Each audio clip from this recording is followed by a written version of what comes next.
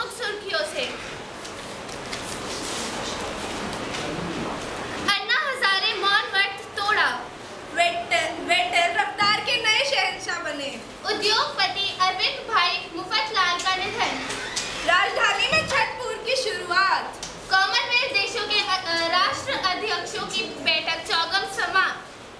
अब खबरें विस्तार से। पहले राष्ट्रीय खबरें।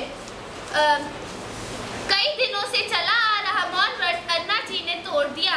उन्होंने व्रत इसलिए किया था क्योंकि वे सिर पैरों के आरोपों के बारे में सफाई देते देते परेशान हो गए थे। नोएडा में हो रही F1 रेस के विजेता वेटर बने। भारत के नारायण कार्तिकेय 17वें स्थान पर, जबकि पूर्व विजेता शूमाकर को 5वें स्थान से ही संतुष्ट रहना पड़ा। 88 वर्ष के अरविंद भाई मुफतलाल का निधन। मध्य प्रदेश के सतना जिले के चित्रकूट में सतगुरु सेवा अस्पताल में हो गया।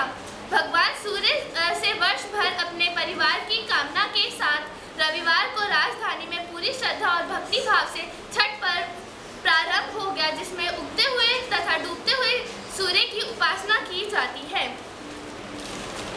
अब आगे अंतर्राष्ट्रीय खबर हम वर्तिका से सुनेंगे। हाँ जया, पर उससे पहले खबर आ रही है कि हमारे संवाददाता अभिषेक सेबेस्टियन वेटल के साथ है। हेलो अभिषेक, क्या आप हमें सुन सकते हैं? जी हाँ वर्तिका, हम यहाँ आपको सुन सकते हैं। हमारे साथ वेटल मौजूद है। आपको पहले तो मैं मुबारक देना चाहता हूँ आपकी इतनी बड़ी जीत पर। धन्यवाद। आपसे ये प्रश्न पूछना तो नहीं चाहिए, परंतु आप बता ही दीजिए कि आपको कैसा महसूस हो रहा है। मुझे तो अभी बहुत अच्छा महसूस हो रहा है, क्योंकि मैं पहले से ही चाहता था कि मैं पहला इंडियन ग्रैंड प्रिक्स जीतने वाला बनूं, और मुझे बहुत खुशी हो रही है। क्या जीत आसान थी? जी नहीं, मेरे प्रतिभागी भी बहुत परिश्रमी थे और ट्रैक में भी कई उतार चढ़ाव थे, लेकिन मैंने अपना दिमाग ठंडा रखा और यही मेरी जीत का कारण बना। धन्यवाद वेटल, आपका कीमती समय हमारे साथ बिताने के लिए। अब यहाँ हम वेटल से मिले जो अपनी कामयाबी पे बहुत खुश हैं। मैं अभिषेक जैन कैमरामैन अमित के साथ स्टूडियो में वापस। धन्यवाद अभिषेक। काश मैं आपकी जगह होती तो मेरे को भी वेटल से मिलने का मौका मिलता, पर कोई बात नहीं। चलो अब आगे बढ़ते हैं अंतर्राष्ट्रीय खबरों के साथ। कॉमनवेल्थ देशों के राष्ट्र अध्यक्ष की बैठक चौगम रविवार को समाप्त हुई। चौगम के वर्तमान अध्यक्ष ने कहा कि सम्मेलन अपने सभी उद्देश्यों में सफल रहा।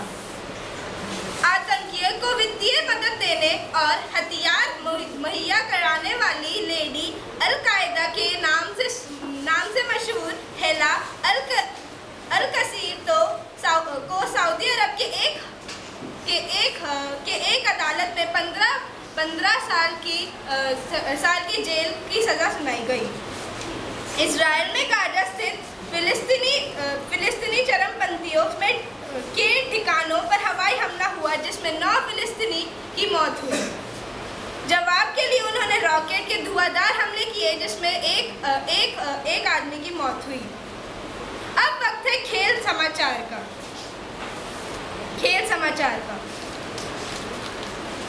भारतीय कप्तान धोनी ने रविवार को वेस्टइंडीज के बल्लेबाज क्रेग ब्राथवेट को स्टंप कर सैयद किरमानी के 88 टेस्ट मैच में 198 शिकार के रिकॉर्ड को तोड़ दिया। भारत ने दूसरे विश्व कप कबड्डी टूर्नामेंट में अपना जीत का सिलसिला जारी रखते हुए ग्रुप ए के मैच में ऑस्ट्रेलिया को 67-23 से हराया। चंद्रपॉल ने टेस्ट मैच में शतक मारकर वेस्टइंडीज को 304 रन के लक्ष्य पर पहुंचाया। वेस्टइंडीज ने इंडिया को पहली पारी में 209 रन पे आउट कर दिया और दूसरे दिन के अंत तक वेस्टइंडीज का स्कोर 2 विकेट के नुकसान पर 167 रन था। अब वक्त है कुछ खट्टी मीठी खबरों का, तो शुरू करते हैं। आजकल कई रियलिटी प्रोग्राम चल रहे हैं, उनमें से प्रमुख कौन बनेगा करोड़पति है। हाँ जया, परंतु बिग बॉस को देखने वाले भी की संख्या कम नहीं है। घर में बढ़ते तापमान को देखना किसे पसंद नहीं। जी हाँ वर्तिका, कौन बनेगा करोड़पति के सेट पर कई हस्ती आते हैं। पिछले हफ्ते ही बड़े अच्छे लगते हैं कि राज कपूर भी आए थे। और हमारे संवाददाता अमोल भी फिलहाल उन्हीं के साथ है। हेलो अमोल, क्या आप हमें सुन सकते हैं? हाँ जी, मैं आपको सुन सकता हूँ और मैं यहाँ राम कपूर के साथ खड़ा हूँ। तो बताइए राम कपूर, आपको अमिताभ बच्चन के सामने बैठकर कैसा लगा? जैसे एक शिष्य को अपने गुरु को देखकर होता है, मैंने उन्हीं से प्रभावित होकर इस अभिनय की दुनिया में कदम रखा था और हमारा स्कूल भी एक ही था। तो आपने क्या वहाँ पूछे गए प्रश्न बहुत आसान थे? आसान? इतने मुश्किल प्रश्न थे कि मैं इतना मोटा हूँ कि पसीना आने से मेरा आधा किलो वजन कम हो गया। मुझे थैंक यू बोलना चाहिए केबीसी को। तो आपने वहाँ से कितनी धनराशि जीती? मैंने 25 लाख धनराशि जीती। तो अब आप इतनी बड़ी धनराशि का करेंगे क्या? मैंने ये पैसे कैंसर सोसाइटी और अंधे बच्चों को दान में दे दिए। शुक्रिया राम कपूर, अपना कीमती वक्त हमें देने के लिए। हमारी मुलाकात आपसे जल्दी होगी। कैमरामैन अमित के साथ संवाददाता अमोल स्टूडियो में वापस। अब वक्त है मौसम की खबरों का, तो अब हमारे साथ अमित मौसम की खबरें सुनाएंगे।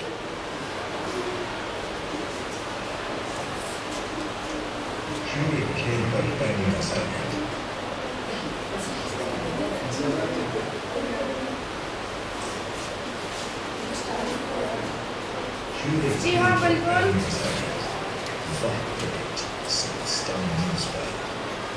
शुरू करते हैं दक्षिण से।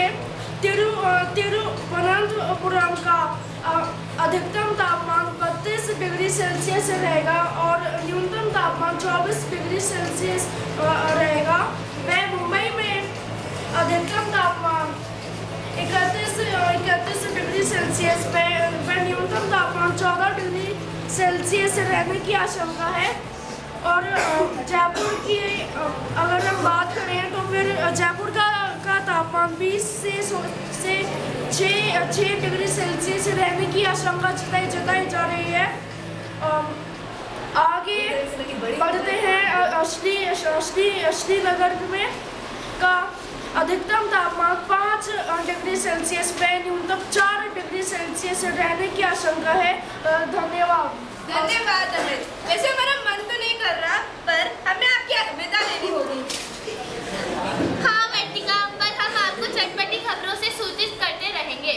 तब तक के लिए अलविदा। कल मिलते